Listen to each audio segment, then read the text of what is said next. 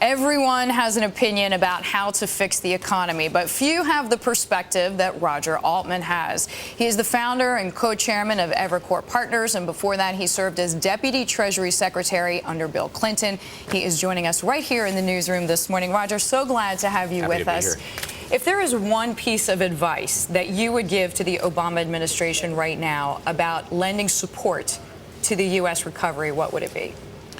Well, first of all, I think they know what they would do in a perfect world if you could put politics aside. That would be an additional round of stimulus, short-term stimulus right now, coupled with... So this is without politics, as you say. Yes, putting aside the politics, coupled with a really serious deficit reduction program taking effect, say, in 18 months. The problem is there isn't, apparently, support in the Congress for any additional form of the type of stimulus which would work, namely high bang for the buck because it goes directly into the pockets of those people who will most quickly spend it, namely lower and middle income Americans. And that could take a variety of different forms. It could take the form of tax rebates. It could take the form of... But some people say they didn't work so well the last time around, that people just paid off debt that they already had, or they didn't spend it, they saved it. Well, I think that whole argument, hey, the stimulus didn't work, makes for good debate and good sound bites, but it's beside the point. The stimulus did work.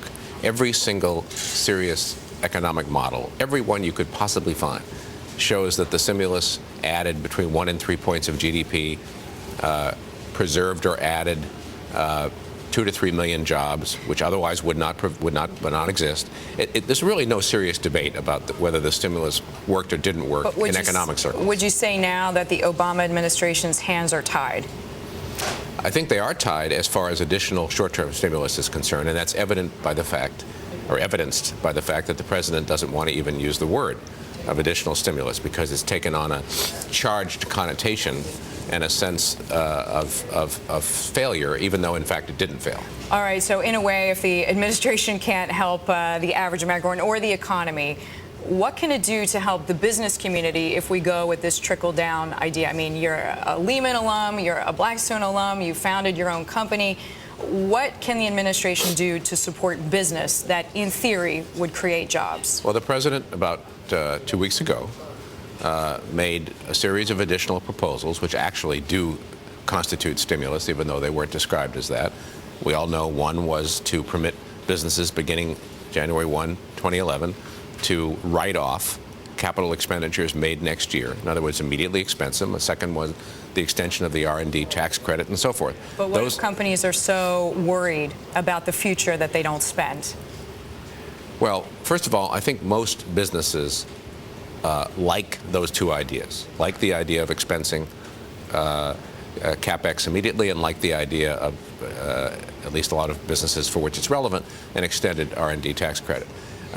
Your question is a good one. The biggest overhang over the economy, in my judgment, is not uncertainty about regulation or legislation. That's a factor. It's uncertainty about final demand. And I do spend a lot of my time talking to senior executives all around the world. That's my job. And they all talk about the uncertainty of final demand, much more so than they talk about the uncertainty of healthcare regulations or financial reform regulations. I won't say that's not a factor at all, but that's not the key factor.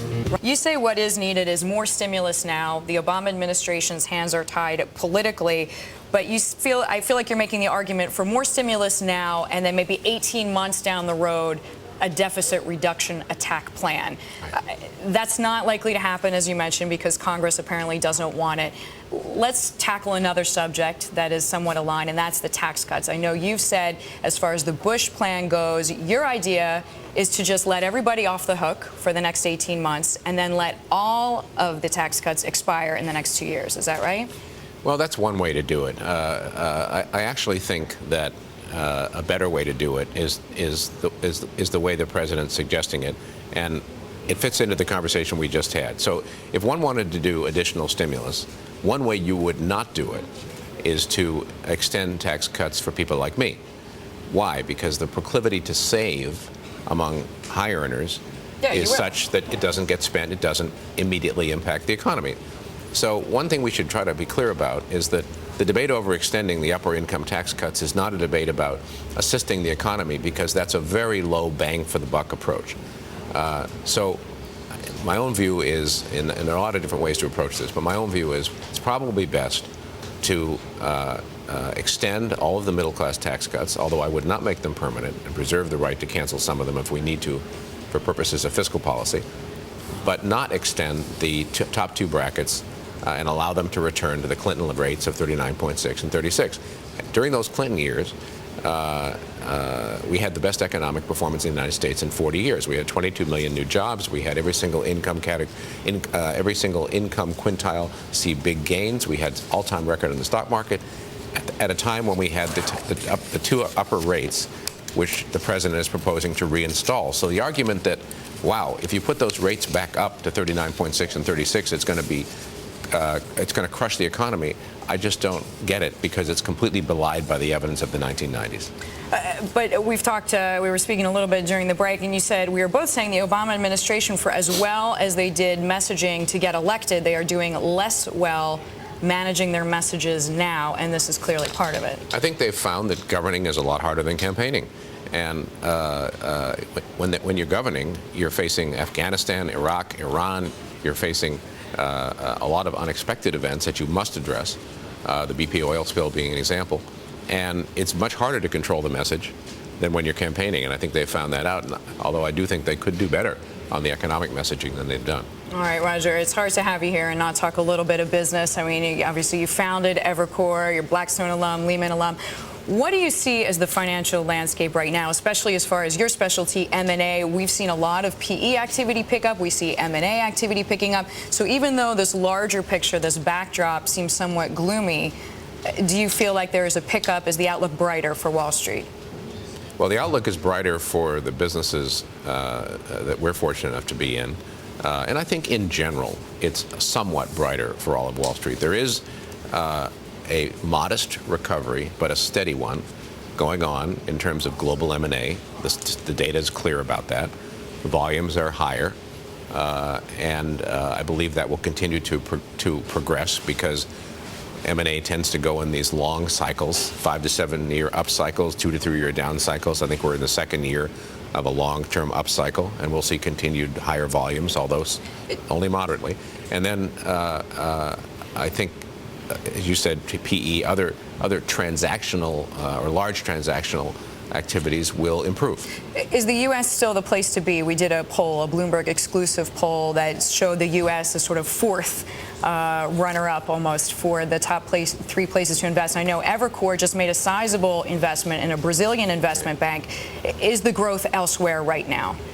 Well, the biggest GDP growth, I think most people feel, is going to be in the big emerging markets led by China, India, and Brazil.